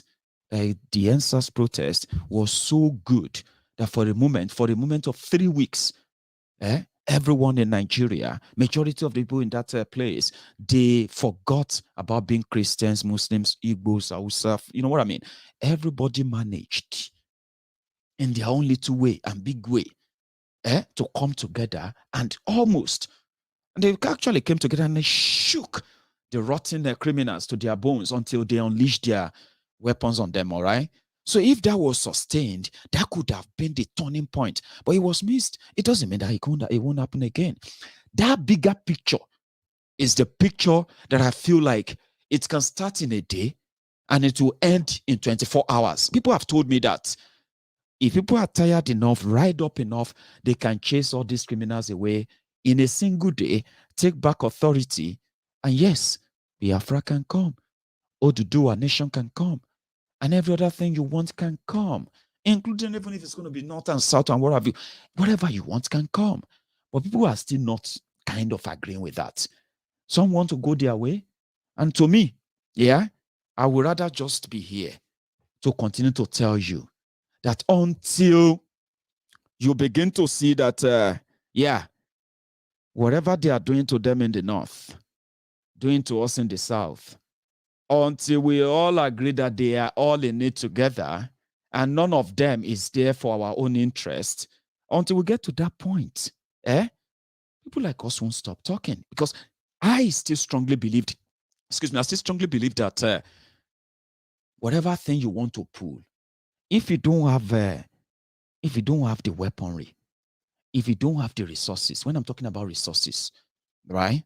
Let's put it into context, all right? The only people after the Nigerian government who have the kind of weapons to at least start a war and make that war last for days, but it will still get crushed. They are the terrorists in Nigeria. They are those who have the sophisticated weapons of war. We can't boast of such in any part of southern Nigeria except the ones brought into our forest by the terrorists. Are we going to use our people as human shield? And the rest of the world will possibly just have to tell the Red Cross to come to to come to our villages and then to give a little bit of help to our people abandoned and killed by Nigeria. So I put all this into context and I'm like, we don't have it, but there are ways. Meanwhile, those who currently uses the power to harm, twist, and to continue to suppress and kill us as we are seeing right now, and continue to deny, those who are using that power, they are using it because they are using the name Nigeria. They are using the authority they believe they have. If that is lost, and none of them has control over it anymore, soldiers won't have the authority to kill you. Policemen will have the authority to harass or kill you until you give back that sovereignty again. So I understand that freedom is not free. That, you know what I mean? That is a price that I think will be so significant to pay. This consciousness of our people. Yeah, sit at home is it's non-violence, okay? That's why I said I didn't, I'm not against it, right? I'm not. I've said it. It's just that I don't have such kind of background and understanding to pass such message and say, you know what? If we sit at home and we don't go to our shops, okay? Everybody stay at home. The government of Nigeria, they will give us, or they will release Oloye Sunday Igboho. People will ask, but Maiyegun, Igboho is not in Nigeria. But we want to use it to pressure our politicians. That would be counterproductive. The reason why I would never kind of advocate it is simply because I understand the politics of the Yoruba people. All right? And these are the questions somebody like me will ask. If somebody says, oh, we're going to sit at home for the Igboho tomorrow. And I'll be like, okay. But who are we going to pressure? oh, we're going to pressure our governor and the rest of them. Okay, then if you have your way of ensuring this happens, right? I'm going to sit at home here in Glasgow. I will sit at home and stay at home. But it will be counterproductive if you understand the Yoruba politics very well. I'm a Yoruba man. And in all sincerity, even if you look around you, yeah, until when that Ifnumbu meets his Waterloo next year, half of the Yoruba land where these guys have influence considered Oloye Sunday Igboho as a threat to their ambition. So if we have anything to stage at all, it should be the internal upheaval, which we actually don't really have control over. But I love the fact that, non-violent system, non-violent sit at home is indeed a tool. What's his name? Gandhi used it. Who else again? Even Martin Luther King, MLK used that. They call it sit out. People just, kind of civil disobedience for a day. They will not go to work and all of that stuff. People use them. But Martin Luther King was a movement. If IPOB, who happens to be a movement too, a very big one, they have the influence to say we are sitting at home tomorrow because they know their members. They know millions of them. If Ilanomo Odua comes tomorrow and say, we have done our job in Yoruba land enough to use this tool as well, or to experiment it in Yoruba land, and they come out to tell us how, I will promote it. Well, if you want me to advocate it, I consider it a mockery. I don't know how you will take it, okay? If you feel disappointed, or if that makes you like, where have you? But I'll continue to tell you, in my world, nobody forces anybody to do anything, okay? That's how I do things in my world, all right? And that is why when the sit at home became a tool that some people began to threaten people on social media.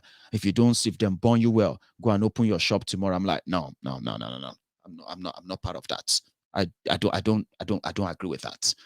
But at the same time, it's your thing, right? So what can we do then to get Igboho out? Do you actually think I haven't told you what we believe that will get Igboho out? And do you think, or have you forgotten why Igboho is still being held? Or have you forgotten why Mazi Nnamdi Kanu is still being held? Is it the legal way that is the normal way of, if you arrest somebody and you're like, oh, we are holding you for this crime, the next thing is for them to defend themselves. You bring your evidence, they bring their defense, and your court will find them guilty or not.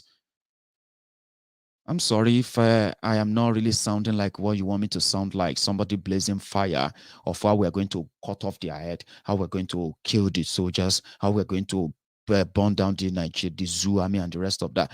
I don't live in that world. All right? I don't. I'm a very non-violent person, but at the same time, I am not against self-defense, especially if violence are unleashed on you and you have to defend yourselves. I'm a big advocate of self-defense, but I don't support violence. So if you threaten people, that's not my thing. All right? If you feel comfortable and all about that, that's not my thing. All right? So that's why I said, when people say, we want to do this, I pretty much love how to make things easier for other people who disagree to understand, because I believe so much in numbers, right? That when you have more and more people who understand why people are doing what they are doing, they will get more support. And when you get more support, your numbers can be intimidating enough to make a difference. And that is something I like. But there are people who actually knows how to explain violence to you, what can be done, and the rest of that. I love it legally. And I also pretty much support when people say, let us organize, let us come out and then, protest and the rest of that. I am always up for that. These are peaceful means of expressing, then writing petition, raising memo, and reporting criminals to be punished for whatever their own crimes and what have you. In the course of this whole struggle, right? Somebody like me is comfortable with that. You see, the other part of me that I don't like to talk about is that part some people want me to. Do you get that now? And I found out that sometimes it's better you keep that to yourself. Do you get what I mean now? If you are going to fight back in a way to hurt the system, in your way, I believe that we shouldn't make that public. You get what I mean now? Especially with what the whole thing has become today. However, I strongly believe that if you have the people on your side, if you have the enough number of people on your side, and if these people are so connected enough that we have good people to lead everyone, I'm talking about, for example, right? When Oloye Sunday Igboho was out with us, Mazi Nnamdi Kanu was out with us. And then we had, Professor Obadaya. These voices from this part of southern Nigeria, they were voices. They were like guiding voices that help more people to show more interest in what Nigeria was becoming and to take side easily. It was kind of so easy. But look at what happened, how coordinated the system took them down. Mazi Nnamdi Kanu. So, the bigger picture was, if these guys were here with us,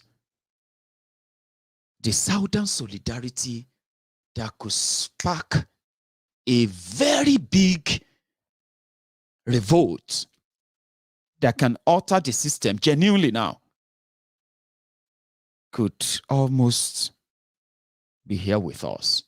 But the system sensed that, cut Shore to cut him in his prime, kidnap Mazi Nnamdi Kanu, cut Oloye Sunday Igboho just at that point.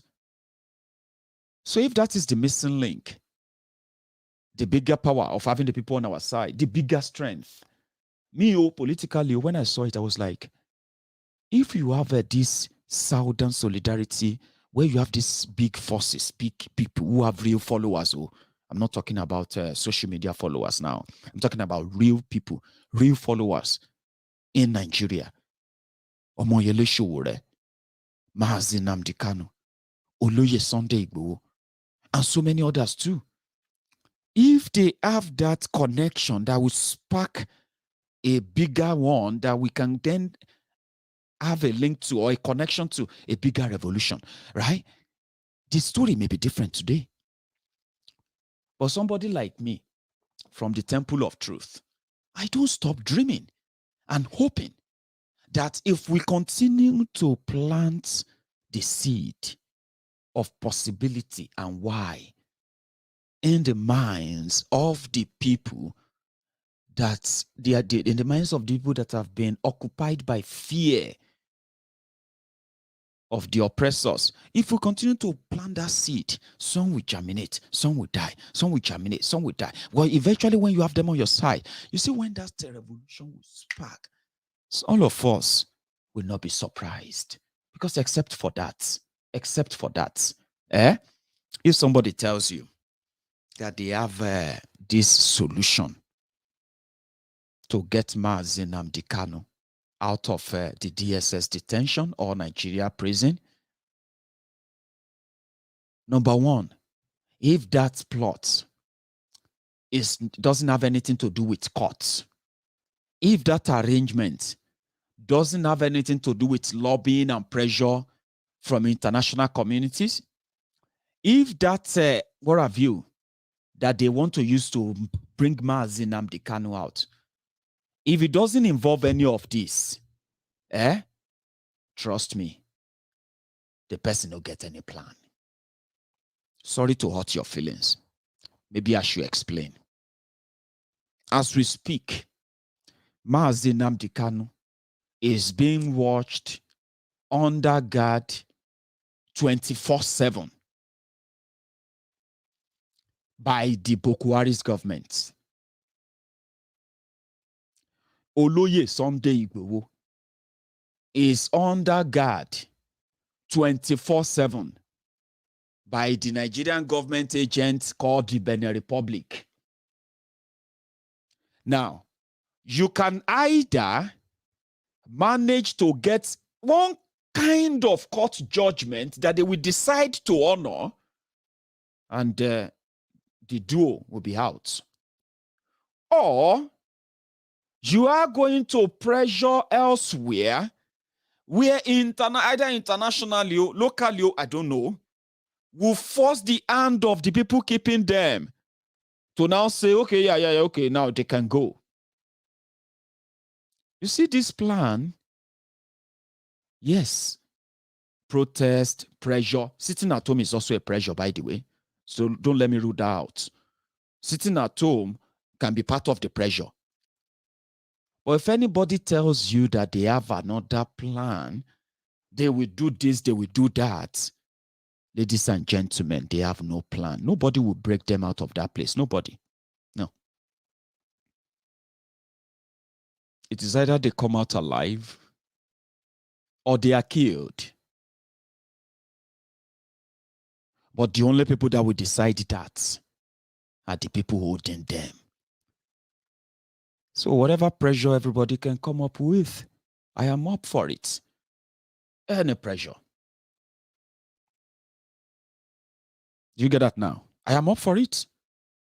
All I don't want or don't agree with is when you disagree with that person, or you blame that person or this person for why this man and every other person that has become victim of the Nigerian murderous regime, when you begin to point fingers, this one, that one,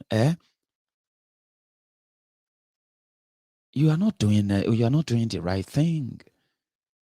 And I don't kind of feel comfortable with people who don't, or who deliberately hurt people just to make themselves feel better. You are dealing with a monstrous rigged system that doesn't really care whether the person in charge is a Yoruba man, an Igbo man, or a Hausa man, or a view. It is a rigged, murderous system that will pick on any of us anytime, whenever they want. But only us possibly can get ourselves out of that trap. But until we have the number, we can't have the number divided. People are so angry right now when they hear that Mazi Nnamdi Kanu was not given food. God knows what they are doing to him. God knows what they are doing to him right now. Where Mazi Nnamdi Kanu is getting visitors. Oloye Sunday Igboho is not allowed any visitor. They allowed his wife to see him at the early stage. But lately, we have not had a chance of him or heard of him meeting anybody from Nigeria. He's not allowed to see anybody. So when he doesn't see anyone, how can we get to know how he is? How can we get to know what they are doing to him? People are raging. And sometimes you feel like, man, Oloye Sunday Igboho should have stayed back in Yoruba land. And we could have slugged this out completely in Yoruba land. And Soda said where they could have killed him. Because it's not the Fulanis that wanted him killed. It's the Yoruba political class that wanted him killed. And they will do anything to get him killed, whatever it takes. So the question is still the same. Why are they starving him? Why? So don't worry. I talk a lot. And sometimes when you join my broadcast midway, it sometimes get lost on you. What is he talking about? What did he say is the solution? The solution is this. It starts from you, knowing that you cannot do it alone. And you have to learn how to trust other people, no matter all your reservations about them, no matter your suspicion about them. You have the right to suspect people who claim to not to agree with the current Nigeria. Yes, there are people who are actually using this to promote themselves, get themselves to some certain level where they can get a possible offer from the same criminals who brought Nigeria to this level, and then they will just discard the whole struggle and the rest of that. So you have every right to be suspicious. I understand. But you also have to learn how to trust people, especially people who are not from your tribe. If you genuinely support freedom, you should learn how to know, how to condemn injustice everywhere. Let's start with that. So many of us feel like when they say the Fulani terrorists have killed these people, Boko Haram kidnapped these people, Boko Haram ransacked their villages and they killed these villagers, some of us kind of feel comfortable calling it a family business. It's a family business. It's none of our business. Northern Nigeria is safe. Meanwhile, they are killing Christians, killing Muslims, killing everyone that doesn't believe in their style of a jihadi ideology. They are being massacred, killed by these murderous terrorists, and Nigerian government continue to protect them in their own way, right? But some of you feels like that's none of our business. No be them one side Buhari. So you need to begin to learn from that. You need to start learning, right? That injustice anywhere is injustice everywhere. Same way some people will say, Maiyegun, what's this your problem with this Biafra? Well, they have not started kidnapping. We have not been receiving the report of mass kidnappings and killings of our Yoruba brothers and sisters in Yoruba land, especially in the area. We have not started receiving them and then we have not started seeing their soldiers coming back to beat our fathers, our mothers for rejecting Fulani terrorists on their farms. They have not started that with us. When I said, you see what they are doing to the Biafrans? They're going to do the same thing to us in Yoruba land. Well, you see what has pushed the Biafrans to that precipice of asking for breakup, right? Yorubas are going to be demanding for that very soon. Nigeria are going to be demanding for that very soon. So it's not because they've started with the Yorubas. It was because I knew they were going to get to us. And it's going to get worse. Whenever we stand up to defend ourselves, they're going to turn their guns on us. Same way the Biafrans who have stood up to defend themselves, they have turned their guns on them, right? So once you begin to know that injustice anywhere is injustice everywhere, and you begin to know that the business of insecurity in any part of another Nigeria and the people that are the victims, no matter what you think of them, no matter what the political ideology you think, or even, like their silence, as you like to put it, when you begin to see that human beings are being slaughtered, are being killed in the space, in the face of politics of jihad and the rest of that, once you begin to see that those who are being killed could have been you. Same way as a Yoruba man, when you look back and you see human being being dehumanized, killed, right, by the Nigerian military on the street of Enugu, Abia, Onitsha, Oka, everywhere all over the eastern Nigeria, where people are being labeled IPOB, being set up on top-up charges, and they are being locked up, illegally all over once you begin to see why they have been subjected to that, and you position yourself to where you belong to in the current Nigeria, then you will realize that it is just a matter of time before it gets to your turn. And when you begin to feel like that, right, then you'll begin to trust other people. Yes, you have your suspicion, you have your differences, you will begin to learn how to trust other people. And they will begin to learn how to trust you too. When you begin to build through that, and you begin to let that reflect in what you say on social media, off social media, when you meet people online, offline, and you relate with them, just based on what you should know as the common thing that brought you together as Nigerians, the criminals, the criminal entity, right? And you deal with them based on who they are, not based on where they come from. When you begin to build this trust and you don't call everybody sabo that you disagree with, that mentality. We know those who, you see those ones you call the intellectuals, especially our Biafran brothers, yeah? The intellectuals, those who would like to use big grammar to explain away.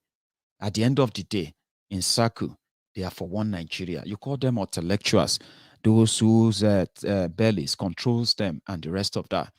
You can identify with them.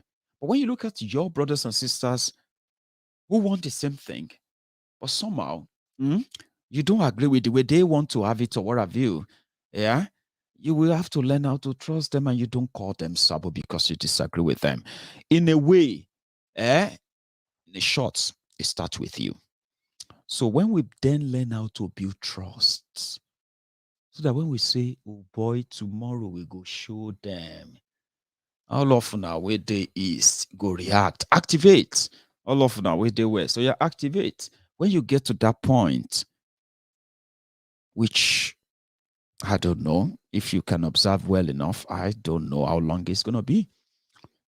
But if we can maintain the decorum enough to tell ourselves that we need ourselves, Yorubas need the Hausas need the Igbos need the Ijaws need the Nupes need the Shakiris, that's how I just pick all those names randomly. Okay, I'm just saying that once you begin to see that for Nigeria to actually break away from the current chain of Armageddon, right? We need ourselves. I wish I could actually explain that better. I can't, right? Than that. So when we arrive at that point, revolution can happen anywhere. Nigerians and everyone all over the world can react spontaneously to what Nigerians back home react to. Push something, believe in something, than swagger. But again, I can only advise. I've not got that kind of power to enforce. I love it when people take something in willingly. When people sit down and reason and be like, okay, I think I like that idea. I'm going to be part of it. I like that. Than being threatened that if you don't, you will see what we'll do to you. Or somebody will be like, oh, because you disagree with them, then you're like, Fulani terrorists will kill you. Why now? Your brother, because you disagree with him. Well, anyway, thank you so much for your time tonight. I managed to spend almost 2 hours. That's quite a long one. So if you're just joining me, right, you can watch the video from the start again if you want to. It's great you do that, by the way. And if you have been with me all night, right, before you go, remember, like the video, share it. I don't know how many of these minutes actually will work for you, but whichever of them that you can probably digest, think about, okay? And I'll see you some other time. Until then, stay safe. Like that video and share it. Good night.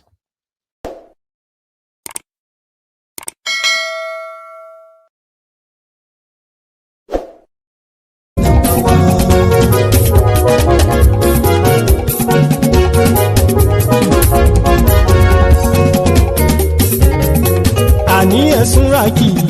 Maiyegun ti dé. Maiyegun ti dé. Ọ̀jẹ̀lú ẹ̀sùnra kì í. Maiyegun ti dé. Àní ẹ̀sùnra kì í. Maiyegun ti dé. Lórí Facebook. Maiyegun ti dé. Àní ẹ̀sùnra kì í. Maiyegun ti dé. Lórí YouTube. Maiyegun ti dé. Àní ẹ̀sùnra kì í. Maiyegun ti dé. Bọ́ bàbá gbé wúrẹ́. Àní ẹ̀sùnra kì í. Maiyegun ti dé. Ijó ìgbádìyẹ.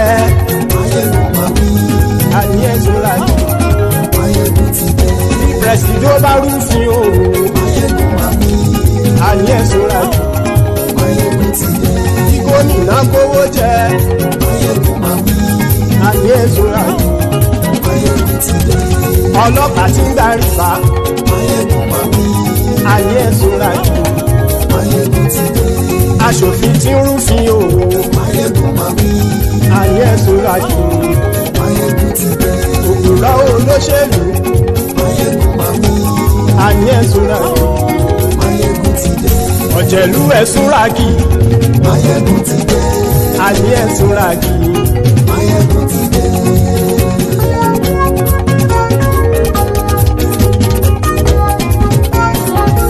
Maiyegun ti dé. Gbogbo ọ̀jẹ̀lú ẹ̀ súnra kì. Maiyegun ti dé. Gbogbo ọ̀jẹ̀lú ẹ̀ súnra kì. Ṣùgbọ́n ní bá ti ṣe èyí tó yẹ kí wọ́n ṣe ọmọ bá dèrò ní fi wọ́n níran o. Maiyegun ti dé. Gbogbo ọ̀jẹ̀lú ẹ̀ súnra kì. Maiyegun ti dé. Gbogbo ọ̀jẹ̀lú ẹ̀ súnra kì. Ṣùgbọ́n ní bá ti ṣe èyí tó yẹ kí wọ́n ṣe ọmọ bá dèrò ní fi wọ́n níran. Wọ́n fowó bẹ́ẹ̀ o Maiyegun ó sọ pé wọ́n ò fẹ́ bẹ́ẹ̀. Wọ́n fowó bẹ́ẹ̀ Maiyegun ó sọ pé wọ́n ò fẹ́ bẹ́ẹ̀. Oníkanṣá ti ṣe èyí tó yẹ kí wọ́n ṣe fáwọn ará ìlú tó gbé wọn débẹ̀ o. Maiyegun ti dé. Gbogbo ọ̀jẹ̀lú ẹ̀ súnra kì. Maiyegun ti dé. Gbogbo ọ̀jẹ̀lú ẹ̀ súnra kì. Ṣùgbọ́n ní bá ti ṣe yìí tó yẹ kí wọ́n ṣe ọmọ bá dẹ́rọ̀ ò ní fi wọ́n níran. Kì máa yí ṣe eré ọ̀rọ̀ yìí kì í ṣe ẹ̀fẹ̀. Kì máa yí ṣe eré ọ̀rọ̀ yìí kì í ṣe ẹ̀fẹ̀. Ẹni bá ti lè lẹ́bọ̀ lẹ́rù o ọmọ bá dèrò kàṣàyè tú wọn síta. Maiyegun ti dé. Gbogbo ọ̀jẹ̀lú ẹ̀ súnra kì. Maiyegun ti dé. Gbogbo ọ̀jẹ̀lú ẹ̀ súnra kì. Ṣùgbọ́n ní bá ti ṣe yìí tó yẹ kí wọ́n ṣe ọmọ bá dẹ́rọ̀ ò ní fi wọ́n níran. Tẹnitẹni ọmọ Maiyegun ọ̀rẹ́ ara ìlú mọ̀mọ́ ni mo fọlọ́run sọ ẹ̀ bá kìlẹ́bù. Lóòótọ́ olódodo ìlú ọ̀tá ìlú mọ̀mọ́ ni ìwọ ṣá máa ń ṣọ́ra kò sì mọ́ bẹ̀rù.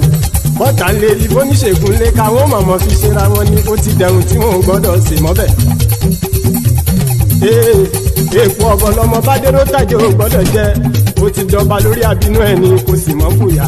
Àìsíwọ́lu ní ẹnìkẹ́ ìgbódì ẹyin lábàrá o ó kó ẹni tó bá dán wò á kàmù.